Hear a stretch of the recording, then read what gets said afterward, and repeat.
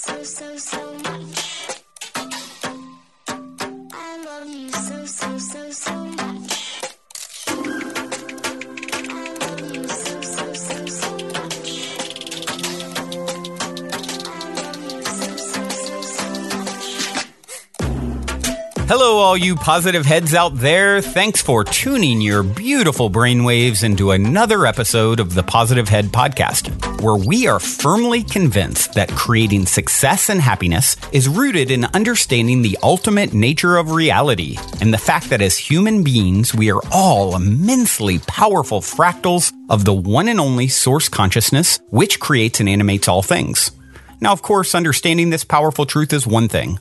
Applying this incredibly empowering wisdom to everyday life? Well, that's another, which is exactly why we provide you with a fresh serving of soul food for thought 5 days a week to help constantly remind you of what matters most. You are it. And I'm your host, Brandon Beecham. I'm the reflection and extension of you who will be here each Wednesday interviewing a different consciousness changemaker. And on the other 4 weekdays, leading the way to ensure that your perspective is consistently expanded, your vibration is constantly elevated, and your heart is overflowing and full. Also, this episode of the Positive Head Podcast is being brought to you thanks to the support of Gaia.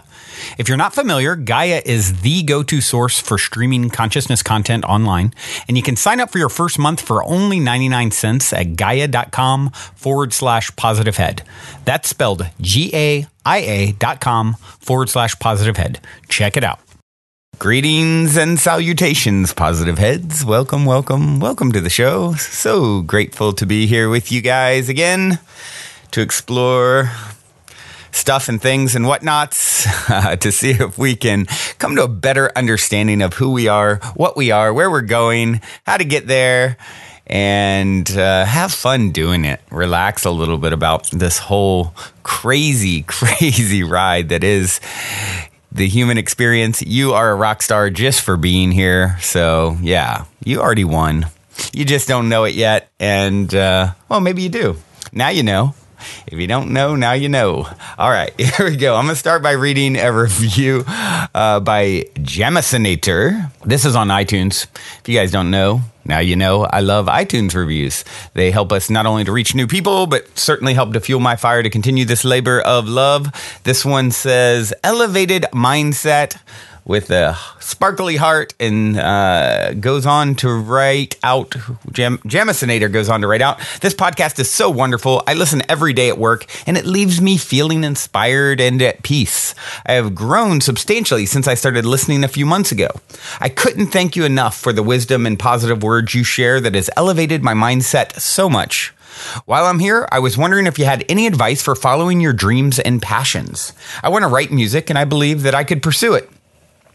But as an introvert, the idea of singing in front of others or sharing my deep thoughts via song is terrifying to me. Any tips on how to overcome this? Okay.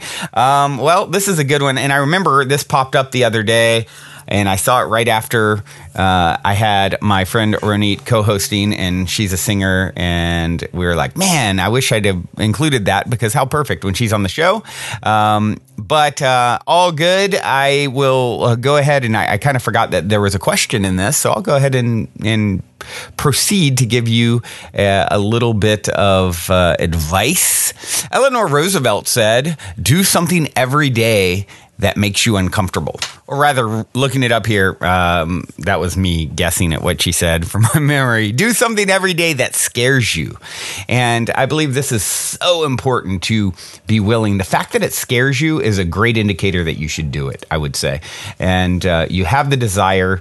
You do not want to end up at the end of your life on the other side thinking, what if I had been brave enough to try it? What would have been? That is not a place you want to be. That's the scariest thing. Even speaking of my friend Ronit, she can kind of chime into this vicariously through something that I saw written up on a chalkboard at her house, a quote, and it said, if you risk nothing, you risk everything. And that is a powerful idea. That is a powerful truth. You guys have heard me read the Terence McKenna one of my favorite writings by Terence. Terence said, "Nature loves courage. You make the commitment and nature will respond to that commitment by removing impossible obstacles. Dream the impossible dream and the world will not grind you under. It will lift you up. This is the trick. This is what all these teachers and philosophers who really counted, who really touched the alchemical gold, this is what they understood. This is the shamanic dance in the waterfall. This is how magic is done, by hurling yourself into the abyss and discovering it's a featherbed." So, yeah, that's my 5 cents. I'm sticking with it. Just take a step. Just put yourself out there. If you risk nothing, you risk everything. There is no writing music. You can't get it wrong. So many people think I have to be this certain quality or certain standard. There is no, if you're writing music, you write music and you've done it right there, and being an introvert and singing in front of others, sharing your thoughts is terrifying. Just do it.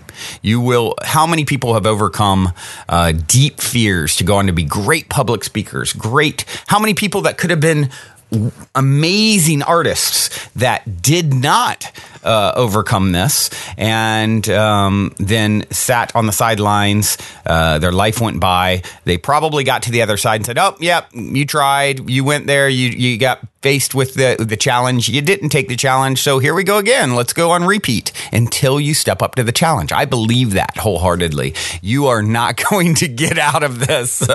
That might terrify you in itself, but you're not going to get out of the needing to face these fears. Fear.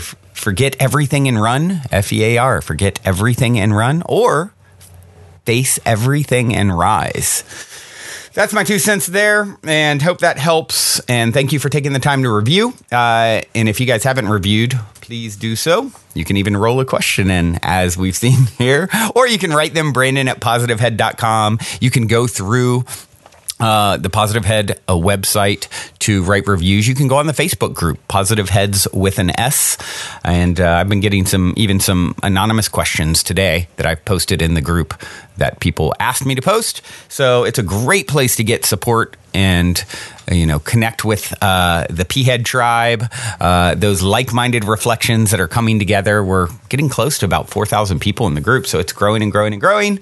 And just imagine thousands of reflections, close reflections of you, other people that are resonating with this information, my brand of, or my vibration, my version of bringing source through. It's just a close reflection, which is why you resonate with it. There's other people that would hear it and think I'm really annoying, probably. So that just means they're on the other side of the tree, and that's fine too, but I love the idea and what's happening as we all come together and connect and support each other. It's just such a beautiful thing.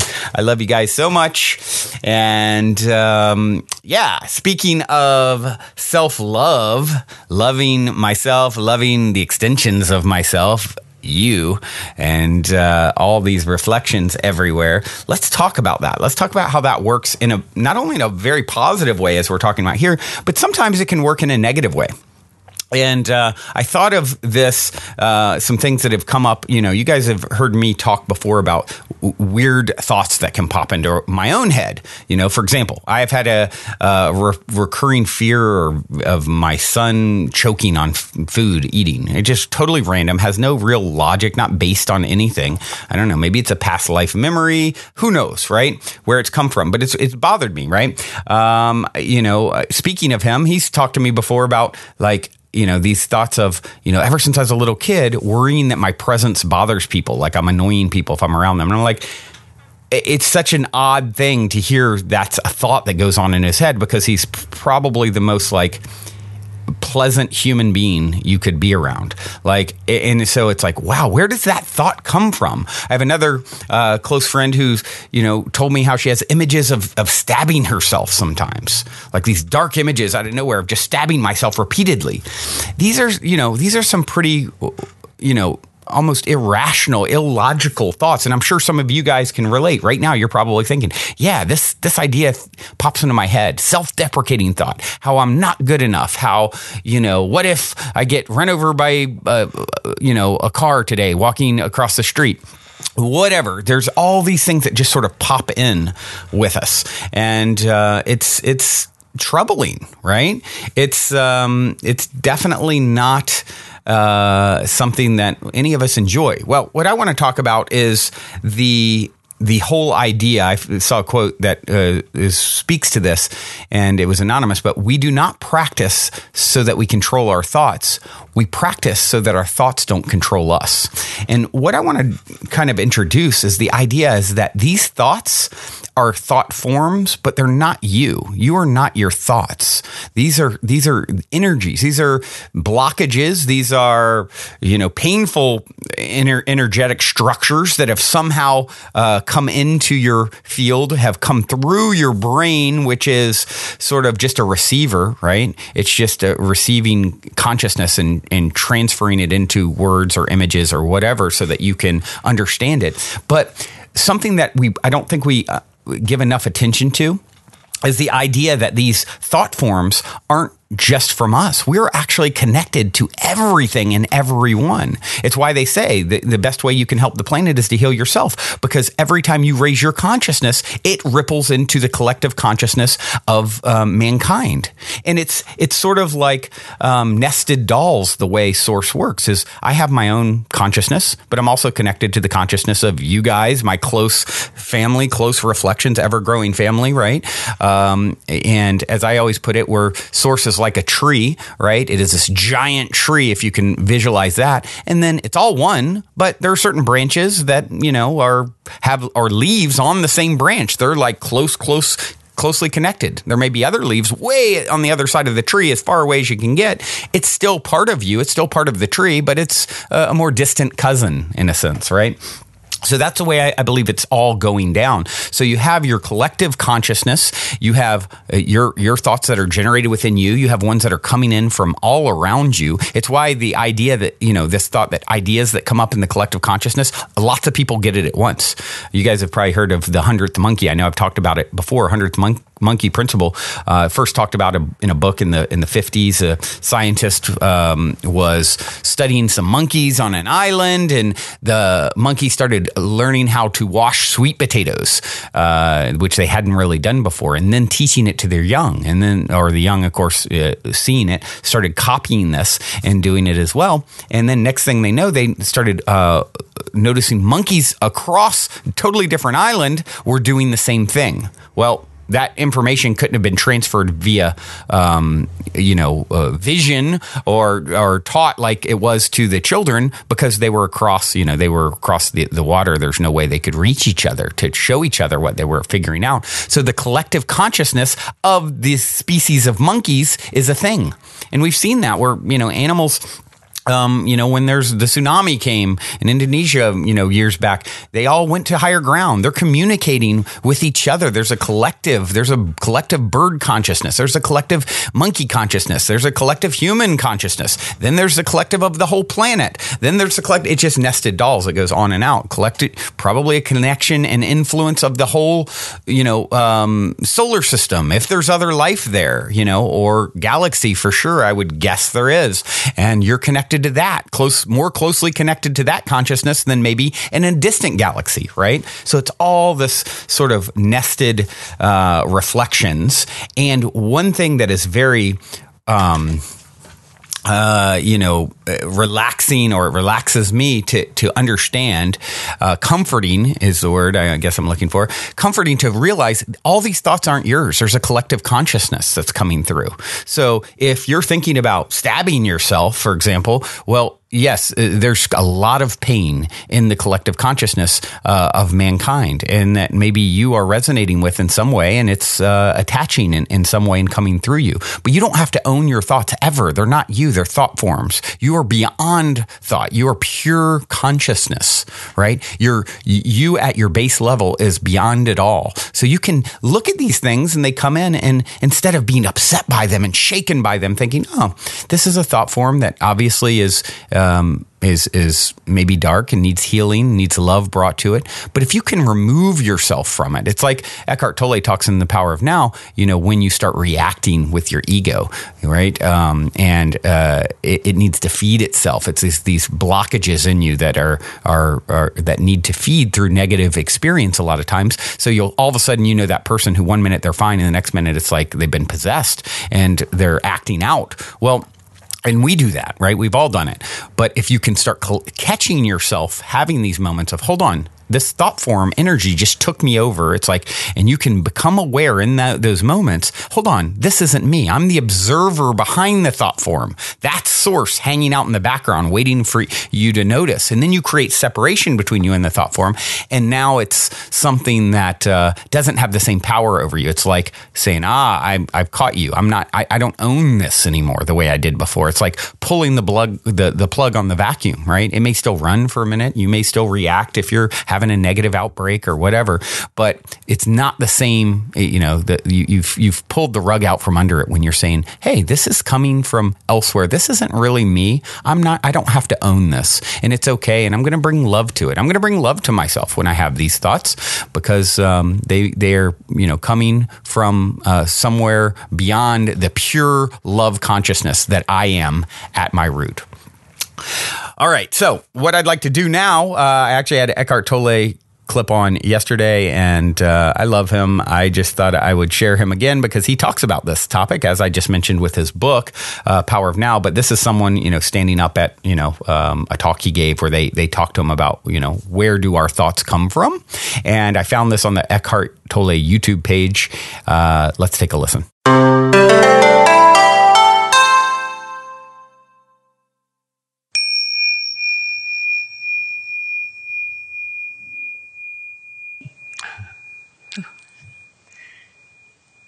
I love you. So in talking about thinking, I know this has an obvious answer, and I'm actually asking beyond this. But where do our thoughts come from? So oftentimes I'll have thoughts and I recognize them as even not my own, or possibly patterns that have existed for years and years. Jealousy thoughts or competitive thoughts or the thoughts of being threatened and fear. But truthfully, is this something is waking us up in the middle of the night that you were just talking about? What is that? Is it just part of the condition of being alive? Thank you. The Buddha was asked a similar question. I'll tell you what he said, but then I will answer it because he didn't. Thank you.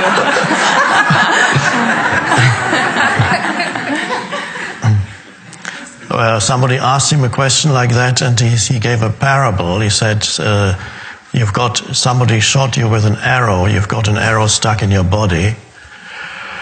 And before you remove it, you're trying to find out, where did that arrow come from? Before I remove it, I need to know who shot it and why and where it came from. Let's examine this in more detail. And that was his answer. What he was saying was, our main concern should be to remove the arrow instead of trying to find out where it all started. How did it all start? Where did it all originate? That was his teaching was very practical, totally practical. Not all of Buddhism is that practical anymore. Some of it still remains practical compared to other traditions. But in the very beginning of the Buddhist teaching was just totally practical. Remove the arrow. The arrow, of course, stands for suffering, any form of suffering that is self-generated through the mind. And, okay, so that was his answer. Now, of course, I agree with that, and I'm sure we all do. Thought, going a little bit beyond it, thought is, there's such a thing as a collective mind, and so many thoughts are not your thoughts, really. They arise in the collective mind. They are energy fields or energetic entities that one could almost think of them as little bubbles floating around. It may not be literally true. I haven't actually seen any bubbles, but little bubbles, thought forms floating around, and if the thought form discovers any resonance with anything inside you, for example, any form of negativity, and then there's a thought form in the collective mind, an even heavier thought form of negativity, just a slight irritation about what somebody said today. And then there's another thought form that resonates with that negativity, and then that bubble comes plop. And before you know it, the irritation has become something bigger. So you connect with the universal mind, and it moves through you. So when we deal with our so-called our own minds, is far more than our own minds, and whatever awareness arises in you is not just your benefit, it has an impact on the totality of the collective mind. When awareness arises in you, it means awareness is arising in the collective mind of humanity. So it's not just a personal thing. In the same way that any thinking that takes possession of your mind is not really personal. There is no personal thought as such. It pretends to be personal. It's the human collective mind. In the same way, of course, any emotion generated by that is not, it looks like my emotion, but it's either it's anger, or it's sadness, or it's jealousy, or it's whatever it is. And that's basically, it's the same in everybody when it arises. It attaches itself to slightly different stories in the mind of why I'm angry, but the anger is anger, human anger. So, again, it's not yours. You pick it up, and then it gets hold of you, and then many humans live virtually with a mind that has taken possession of them, pretends to be them, and they're stuck with it without even knowing it. If they knew it, there would be the beginning of freedom. They don't know it, and if you tell them they get angry, but they don't, the mind does, because it feels threatened. So there's still humans who won't hear this, they can't hear this, because immediately they would feel threatened by it, because they're totally possessed by the mind. You can see how, for example, certain collective thought forms can take possession of an entire country, such as happened, for example, during communism, Soviet communism in Russia, Maoism in China, millions of people all thinking the same thing. But even in our society, it's not necessarily one monolithic thought form as such as that, but there are different thought forms through the media become perpetuated, and without knowing it, often they are our most basic assumptions, how we interpret the universe and the world around us. Our basic assumption are thought forms that come out of the collective, have taken possession of us, and they're all forms that consciousness takes in the mind. And that's all fine in itself. It's fine if there is an awareness. But if thought is all there is, it becomes destructive and insane without awareness. Of course, your next question, if you want to carry that, is why? How did it all start? Where does it come from? And that's the arrow again. Right. Yeah, in fact, my friend Jen and I use the phrase, when you ask why, that is the lie. Yeah. Just the need Yes. to let it go. But the thing that occurred when you shared your answer thank you, is that the thinking isn't something I need to war against, but rather it's a tool. And it's showing me where I'm allowing myself to identify with something that I'm not, Yes. and thus identify with being separate Yes. from this one. So Yes. it's a wonderful tool Yes. that is ultimately powerless in the face of consciousness. Is that correct?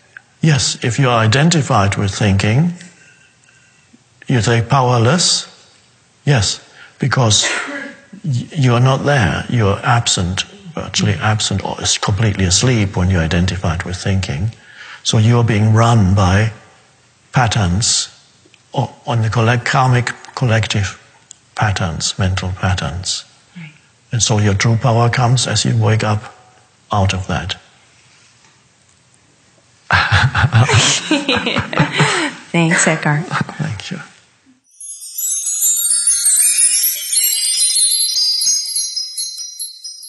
So Buddha said, remove arrow first.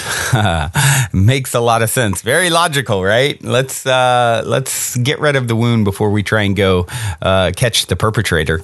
And, he talks about this in a great way, gives a great visualization. This collective conscious energies are bubbles floating. And if you have some part of yourself that resonates, it can attach and it can then start presenting itself as you.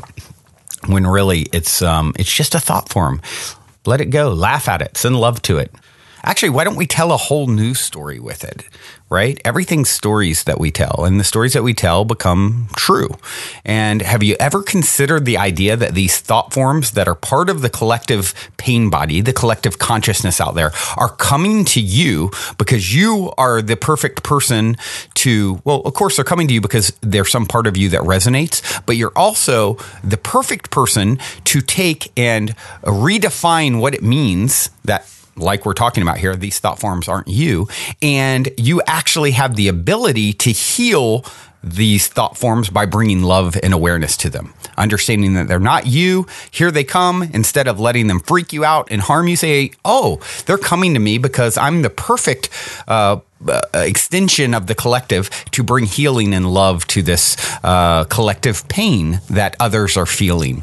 Now, what have we done? We've taken this story, this thing that pops into your head all the time, these ideas that pop into your head that really were troubling, and now you flipped it on its head and said, these are actually things coming to me because I'm here to heal them. And when I heal them by bringing the light of awareness, shining the light of awareness on them, not only do they dissipate as far as the pain that they're doing to me, but also those that also are out there resonating with the same vibration that is permeating through the collective consciousness of humanity. It's such an empowering thing, as he said, to know that anything that takes you is not personal. It's part of the collective. You are part of a collective. The consciousness that animates your form is the same consciousness that animates my form. The separation in these different bodies is totally illusory. We connect across space-time, and that's being demonstrated time and time again in many, many ways. It's certainly as the veil becomes thinner, becomes more wispy, we are able to see, where you're thinking a thought and your spouse or child is like, oh my gosh, I was just thinking that too. It's like it's all connected. And a lot of people have a mind that has taken possession. They've been taken over by these negative thought forms. I can definitely think of people I've seen. It's almost like they seem possessed, right? They believe it's them, and it just sort of it takes over. But once you know about this truth, it's not you. What you are definitively is pure love consciousness. Anything that's not representing that is some thought form that's entered your field and awareness and is coming through the receiver that is your brain. Once you know that, the beginning of freedom is there. You've brought the light of awareness to what's going on, right? You're not fooled anymore. And as a result, you're pulling the plug on the vacuum. It may still run, it may repeat some, but the power is now, you're not feeding it anymore. You're not giving it strength. When you don't believe in something, it's going to dissipate. And, what he said here is really powerful. When you are identifying with thinking, and you believe you are your thoughts and don't understand that you are the observer, but the unmoved mover behind the thoughts, the same observer that was there when you were 5 and that will be there when you're 55 and will be there when you're 105 and will be there in your next lives, in your previous lives. That unmoved mover, that is source. That is the infinite consciousness that you emanate from. And when you identify with thought forms, you're being run by karmic collective patterns. Your true, authentic power comes when you wake up out of that. And guess what? You're waking up out of that, which is why you are listening to this broadcast, because you resonate closely enough with this information that you are tuning into it out of the unlimited things vying for your attention. This message has reached you today. Congratulations. It's a new turning point, and I'm awfully proud of you. I'm awfully proud of me. Here we go. Onward, upward. I do have a song to leave you guys with today that I thought was really cool and seems appropriate on many levels by, I don't remember, spelled without any vowels in it. And it's called My Goth Girl Wants to Climax More Than She Wants to Die. Hope you all want to live and continue living, because you're going to continue living whether you are here in 3D or not. Till next time, journey well. Love you all. Also, if you're craving more consciousness elevating content, be sure to check out Gaia, which is my personal go-to source for streaming consciousness content on the web, where you can stream an incredible 7,000 plus exclusive videos covering 5,000 years of wisdom.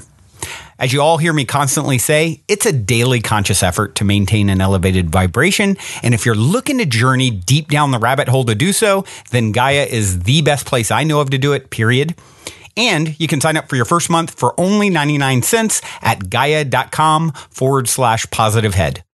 That's spelled GAIA.com/positivehead. Check it out.